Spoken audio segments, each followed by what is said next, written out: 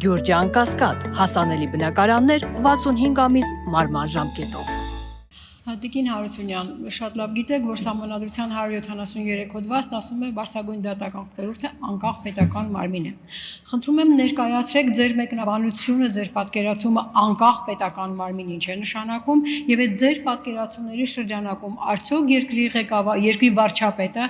իրավունք ունի որևէ անդամից, ԲԴԽ անդամից պահանջելու պաշտոնից ազատվելու դիմում գրել։ Շատ լավ գիտենք, որ Կարեն Անդրեասյանը մեկ գիշերվա ընթացքում ստացավ SMS հաղորդագրություն եւ դիմումը ազատման չուշացավ եւ նա ազատվեց այդ պաշտոնից։ Հիմա հաջորդ հարցս. արդյոք դուք ինչպես կվարվեք, եթե մի գիշեր էլ դուք նման SMS հաղորդագրում ստանաք։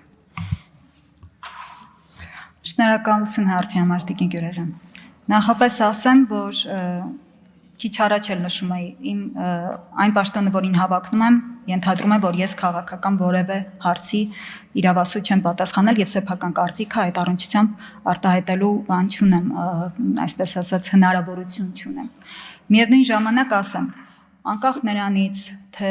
ումից ես հաղորդագրություն կստանամ, հեռախոսազանգ կստանամ, բարեհաճելի զրույց կստանամ կամ որևէ այլ կերպ ինձ կտեղեկացնեն, որ ինձ հետ աշխատանքը ցանկալի չէ որևէ մարմնում, որտեղ էլ ես աշխատեի,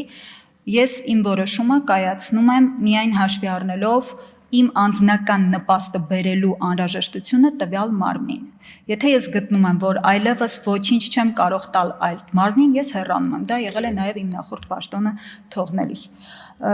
Իսկ ինչ վերաբերում է նրան, թե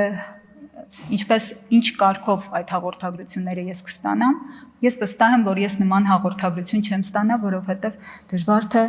երկրի բարձրագույն ղեկավարությունը որևէ կերպ ինձ նման հաղորդագրություն ուղարկելու անհրաժեշտություն ունենա։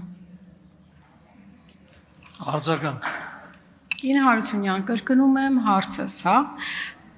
Դուք պատրաստվում եք դառնալ անկախ պետական մարմնի անդամ։ Ես հարցնում եմ, արդյոք երկրի ղեկավար վարչապետը կամ որևէ մեկ այլ պաշտոնյա իրավունք ունի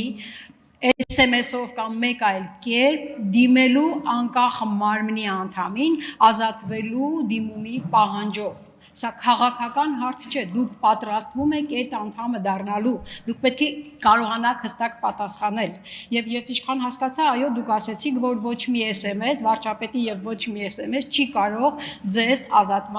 ձեզ համար ազատման դիմումի հիմք դառնալ։ Արդյոք դա ես ճիշտ ընկալեցի։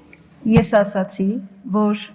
ես մնում եմ տեղում աշխատելու, երբ գտնում եմ, որ անհրաժեշտությունը կա եւ ես ունեմ անելիք տվյալ համակարգում։ Երբ որ ես գտնում եմ, որ իմ գոյությունը կարող է խոչընդոտել որևէ համակարգի աշխատանքին, ես հեռանում եմ։ Եվ դա կապված չի որևէ հաղորդագրության հետ։